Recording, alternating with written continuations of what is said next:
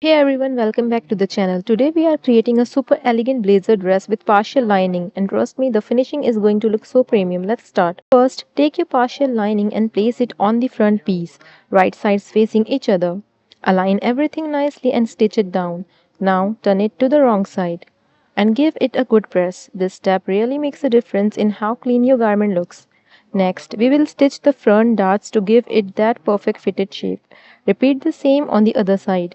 Now, let's neatly finish the lining edges using hand hemming. Moving on to the hem, fold half inch first, then fold again about 1 to 1.5 inches and stitch. Plain, simple and sharp. Now for the interesting part, the curved panel detail. Finish all the edges first, then attach it exactly on the marked area. This little detail instantly upgrade the whole design. Next, take your back pieces. Place them right sides together, stitch them and sew the back darts for shape. Now join the shoulder seams and you will start seeing the structure come together. Let's work on the collar. Cut your canvas on the bias, fuse it with the fabric, then place it with the other collar piece. Stitch, notch the corners, turn it inside out and press it well.